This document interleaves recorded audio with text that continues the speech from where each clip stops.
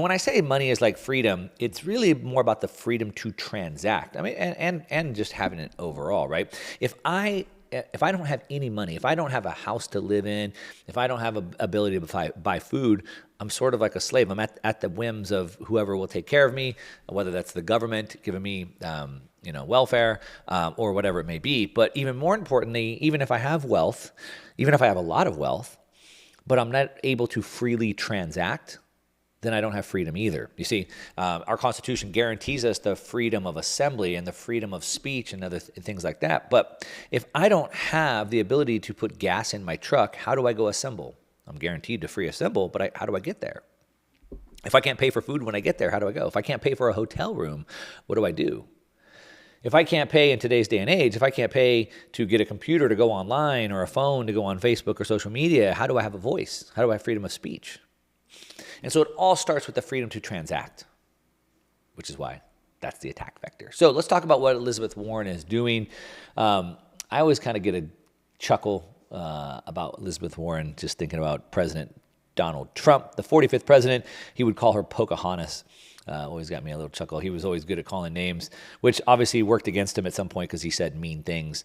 I think in today's day and age where we're facing nuclear war on three fronts, a lot of people say like bring back those mean tweets, but he would call her Pocahontas because she claimed she was a Native American and Indian. She claimed that, but it was a lie. It was all a lie. So she used this for clout. She used this to go into this minority group, or this woman minority group, so she can get to this level of power. But it's all been debunked. She's not an Indian, so he called her Pocahontas. Anyway, let's talk about what she's doing. So she is going on and on and on about taking away your financial privacy and your financial freedom through the use of CBDC, central bank digital currencies. Now, you should know about this if you've been listening to me at all, because it's something I talk about quite a bit. Let me play this clip right here. We'll set up the context, and then we'll dig into exactly what is going on here. Not that banks do wrong. If you think we could improve that in a digital world, the answer is sure you could. But in that case, let's do a central bank digital currency. Are you there? Oh, for a central bank digital currency? Yeah. Yes. I think it's time for us to move in that essentially, because the thing is, when you look at every piece of paper currency we issue, not with coins, but every paper currency has its own identity. Mm-hmm. So essentially, we're prepared for the blockchain now with currency. Should that be how we build this? So I think of it as, again, what's the problem you're trying to solve?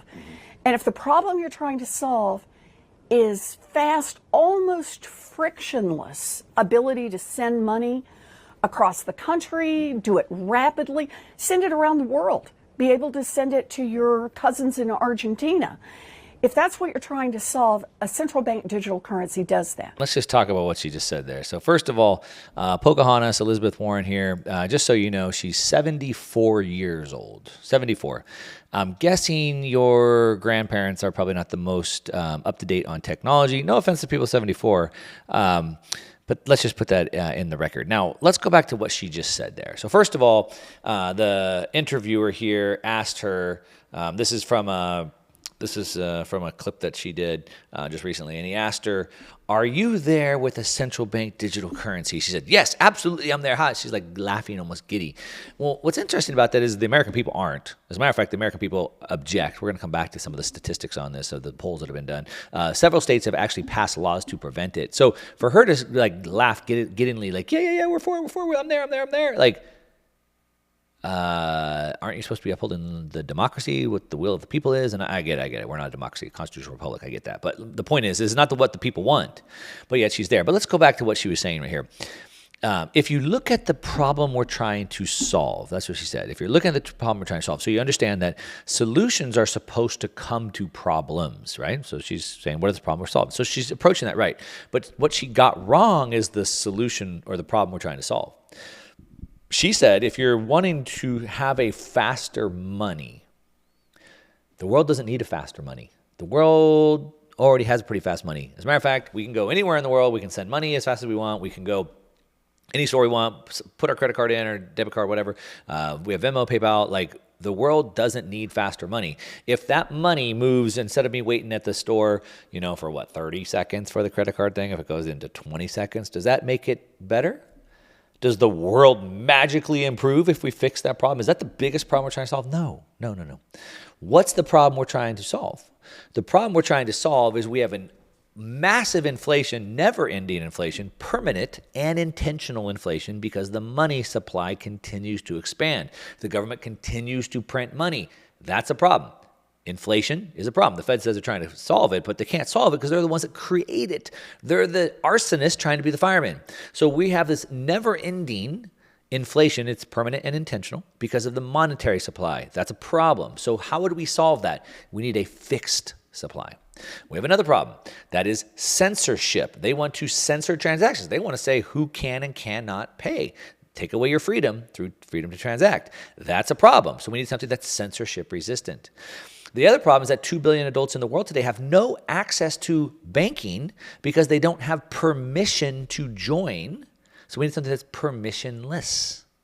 We have a problem with borders. Each country has their own laws, rules, regulations. We need something that's borderless. Those are the problems we're trying to solve. CBDCs don't solve any of those problems, so she's got it completely wrong. But, don't fault her. She's old. She doesn't understand what she's talking about. Let's hear the rest.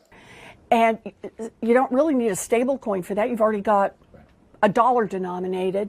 You don't really need a Bitcoin to be able to do that. So then the question becomes, so what is it that the Bitcoin, what problem is it solving for? And now we get into a very different space. So what problem is Bitcoin solving? Well, I just laid them out for you. Permissionless money, censorship-resistant money, immutable money, fixed, limited supply money, decentralized so nobody can control it. No human, no man can corrupt it. That's what we need. Now, I get it. She doesn't understand this. But actually, that's not the problem.